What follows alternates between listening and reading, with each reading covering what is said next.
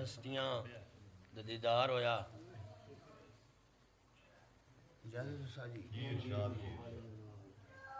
حاجی خان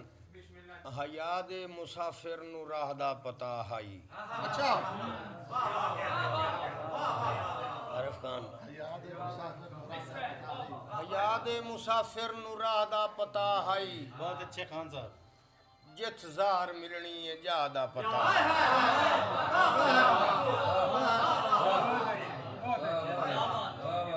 حیات مسافر نو راہ دا پتا ہائی جت زار ملنی ہے جا دا پتا ہائی قاتل نو شربت شبر گھول دیتی اس منصف نو قاتل نگاہ دا پتا واہ واہ واہ واہ واہ واہ منصف نو قاتل نگاہ دا پتا واہ خان صاحب رائی صاحب حاجی خان جس نے پانی پانی ہویا بہت مہربانی بہت شکریہ جس نے پانی پانی ہویا جس نے مٹی مٹی ہوئی جس نے دھوما نالے دھوتی جس نے چٹی چٹی اس نے ساری کٹھی ہوسی جپا صاحب اس نے ساری کٹھی ہوسی اس نے دنیا مٹھی ہوسی اس نے پتن وسا نہ ہوسن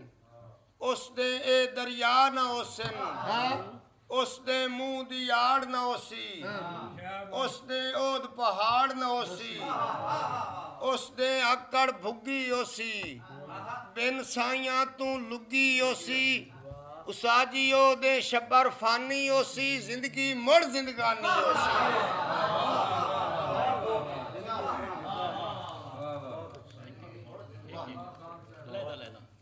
بہت شکریہ جناب چودھری عباس صاحب بہت مہربانی حاجی خان دل بھلا ہے ہور کسے تے بھلا ہے تے اکھی ویکھیا ہے ہور کسے نو اچھا دل بھلا ہے اور کسے کسے تے بھلا ہے اکھی ویکھیا ہے ہور کسے نو چھڑا کوڑ دا چوپا ہی نہ دے سگیوں زندگی دے ڈھاندے لے نو چھڑا کوڑ دا چوپا ہی نہ دے سگیوں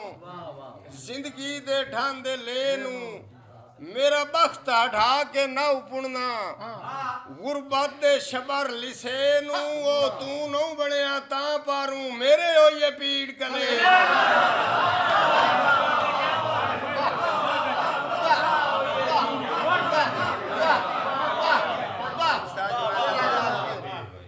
بہت بڑے اعزاز میری واسطے استادہ دے حکم دل بھلا ہے اور کسے تے بھلا ہے اکھی ویکھیا ہے اور کسے نو چھڑا کوڑ دا چوپا ہی نہ دے سگیوں زندگی دے ڈھاندے میرا بخت ہٹا کے نہ اپننا غربت دے شبر لسے نو او تو نو بڑیا تاں پاروں میرے ہو یہ پیڑ کلے حاجی خان کہیں شرم یا تو چپ کر گئے کسے بول کے بول پنا چھوڑے کہیں شرم یا تو چپ کر گئے کسے بول کے بول پنا چھوڑے استاد جی جیویں تولنا ہا ان تولیا نہ گھٹ تول کے تول پنا چھوڑے بجے بھول نشو تے ڈر دے رہے کسے بھن کے بھول پنا چھوڑے اسی شبارہ سن کے چپ کر گئے تسا مار کے ڈھول پنا چھوڑے بہت شکریہ بہت شکریہ دو شیر آخری دو شیر کہ ماواں دی حیاتی اچ حیاتی دا سواد آندا ہے ماواں دی حیاتی اچ جپا صاحب ماواں دی حیاتی اچ حیاتی دا سواد آندا ہے احساس ہو دے احسانہ دا ہو دے جاون تو بعد آندا ہے اجن توڑی میرے سامیں کوئی روندا بال چاوے تاں مینوں شبا رسے ویلے ویراگ اماں دا یاد آندا ہے استاد جی آخری شیر جیڑی داج دی آس تے بیٹھی ہے جیدا پیکا گھر مجبور ہے جیڑی داج دی آس تے بیٹھی ہے عاطف خان ਜਿਹਦਾ ਪੇਕਾ ਘਰ ਮਜਬੂਰ ਏ ਜਿੰਦੀ ਸੈਦ ਦੀ ਬੇੜੀ ਚ ਖਾਬਾਂ ਦਾ ਵਦਾ ਸ਼ਬਰ ਡੁਲਾਂਦਾ ਪੂਰੇ ਮਜਬੂਰਨ ਬੋਲ ਕੇ ਆਤੀ ਏ ਮੇਰਾ ਪਿਓ ਸ਼ੁਦਾ ਮਜ਼ਦੂਰ ਏ ਮੈਨੂੰ ਮੁਫਤੀ ਲਿਖ ਦੇ ਸ਼ਾਦੀ ਦਾ ਇਸਲਾਮ ਵਿੱਚ ਕੀ ਦਸਤੂਰ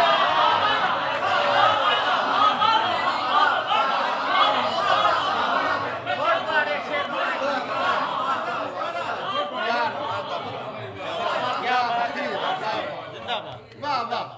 अल्लाह तेन अपनी फरमान रखे भाई तेरा दोड़ा वाह बहुत शुक्रिया खालिद साहब जेड़ी दाज दी आस ते बैठी है किसा में चिलगा छुड़ा देती है जेड़ी दाज दी आस ते बैठी है हाय जेदा पेका घर मजबूर है जेंदी सैद दी बेड़ी च खाबां दा वदा शबर डुलांदा पूरे अब मजबूरन बोल के आती है मेरा प्यो शुदा मजदूर है मैनू मुफ्ती लिख दे शादी दा इस्लाम विच के दस्तूर वाह वाह